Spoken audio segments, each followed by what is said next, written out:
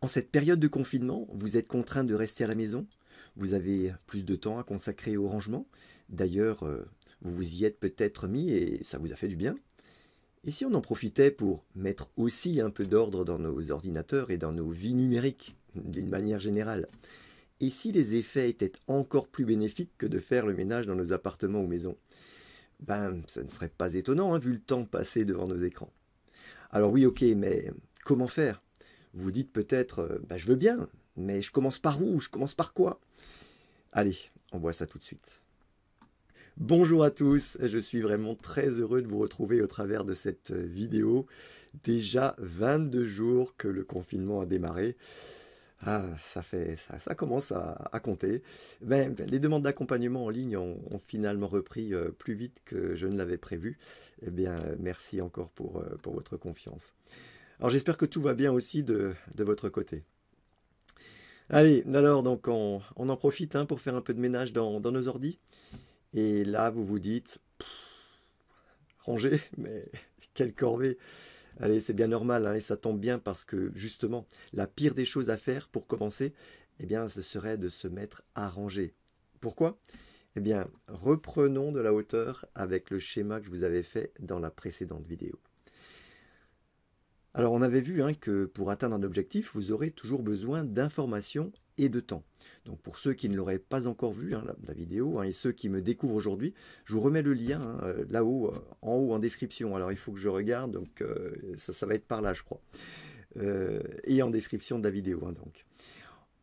La compréhension de ce schéma est importante parce qu'il pose les principes fondamentaux de votre futur système d'organisation.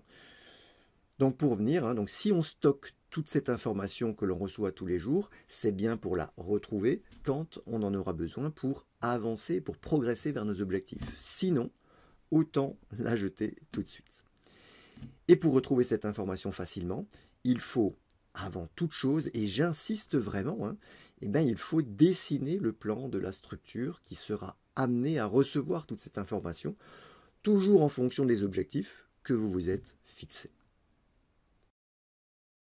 Imaginez juste un instant. Vous verriez un architecte faire le plan d'une plateforme logistique sans tenir compte des objectifs, des contraintes environnementales, de l'activité et du nombre de personnes qui vont y travailler? C'est inconcevable. Bref, on est bien d'accord, tout le plan de construction de ce bâtiment va se faire en fonction de son usage. Bah oui, une plateforme logistique ne ressemble pas à un hôpital. Logique, les objectifs sont différents, bah, les plans aussi. Alors du coup, une fois que le plan est bien défini, on peut commencer à tracer au sol et creuser les fondations pour élever les murs, mettre le toit et toutes les portes et fenêtres.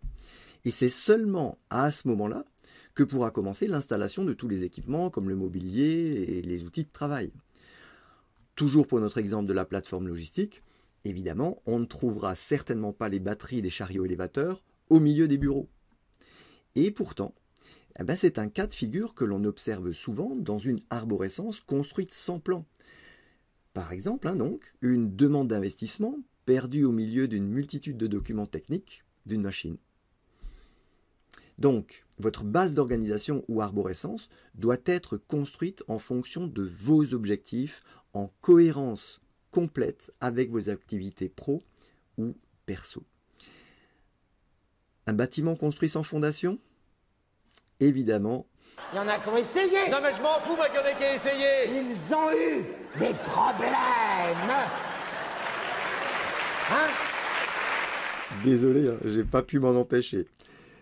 Eh bien, c'est exactement ce qui se passe avec une arborescence construite sans plan. Si on rajoute sans cesse des dossiers et des fichiers dans un espace non structuré, c'est dangereux. Tout votre système d'organisation sera fragilisé, voire inutilisable. Vous allez passer beaucoup de temps et d'énergie à essayer de le maintenir en état de marche. Donc là, on est d'accord, il nous faut un plan élaboré en fonction de nos objectifs pour construire notre base d'organisation avant de vouloir ranger et trier le contenu de notre PC. Alors, on a vu que les objectifs d'une plateforme logistique étaient évidemment différents de ceux d'un hôpital et qu'en conséquence, les plans étaient différents. En revanche, attention, hein, plan différent ne veut pas dire règles de conception, principes ou normes différentes. Donc pour chaque activité, on aura un plan de base d'organisation différent, mais les critères à prendre en compte pour réaliser ces plans sont exactement les mêmes. Il vous faudra donc un plan de base d'organisation spécifique pour votre activité. Dans la prochaine vidéo, je vous propose de passer en revue les 3 erreurs à ne surtout pas commettre lorsque l'on élabore le plan d'une base d'organisation.